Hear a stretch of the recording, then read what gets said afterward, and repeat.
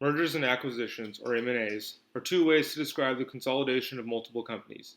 Even though the two terms are sometimes interchangeable, there are still some differences in how they act. Either way, both definitions are simple at the foundation. An acquisition is described usually as a takeover, where, for example, company ABC pays company XYZ for ownership of its company. Generally, company XYZ would then cease to exist and company ABC would take control of all operations related to XYZ as well as reap the benefits of its outstanding stock. On the other hand, a merger is usually a more equal transaction in terms of ownership rights. With a merger, company ABC and company XYZ will enter into a partnership agreement where both sides agree to give up their maiden name and combine forces, creating something like company ABYZ. When looking at domestic M&As, we will start off with Morgan Stanley and E-Trade. On February 19, 2020, wealth management powerhouse Morgan Stanley agreed to purchase online trading platform E-Trade in an all-stock buyout worth $13 billion. With apps such as Robinhood and Cash App becoming popular mobile platforms attracting adolescent investors by offering commission-free trading, companies began to look for ways to compete. Realizing the next generation of investors is so tech-based, Morgan Stanley took up the opportunity to essentially buy a share in the online trading game by purchasing E-Trade. This acquisition added $400 billion to Morgan Stanley's assets under management, putting them just over the $3.1 trillion mark. Funded by Warren Buffett Company's Berkshire Hathaway and 3G Capital, Heinz used a $10 billion injection to pay out a special dividend of $16.50 to Kraft stockholders before they received new stock for the Kraft Heinz Company. The overall total of the deal was valued around $45 billion. An interesting note about this merger is that Heinz retained 51% ownership in the partnership, leaving Kraft with a minority stake of 49%.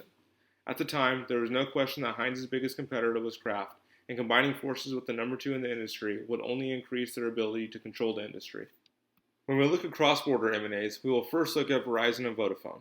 Before September 2, 2013, 45% of Verizon Wireless was owned by United Kingdom-based company Vodafone, while the remaining majority stake was owned by now full controller Verizon Communications.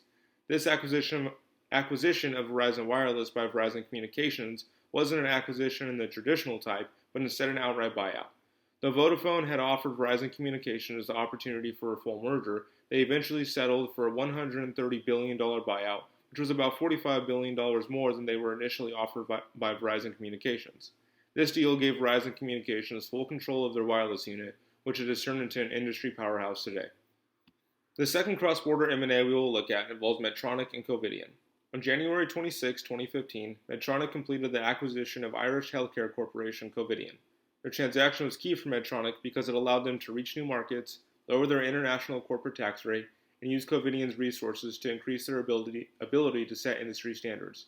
The deal totaled a $42.9 billion payout of cash and stock, and Medtronic was able to lower their international corporate tax rate from 18% to 16%. When split between the two forms of payment, about two-thirds of the deal was accounted for in cash, while the remaining one-third was paid for in Medtronic stock. Lastly, we look at failed M&As and start off with AOL and Time Warner.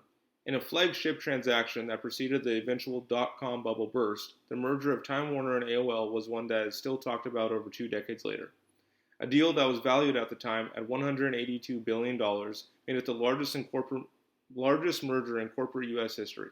The transaction was made as a combination of stock purchases and debt assumption of Time Warner by AOL, leaving AOL shareholders with 55% ownership and Time Warner shareholders with the remaining 45% ownership.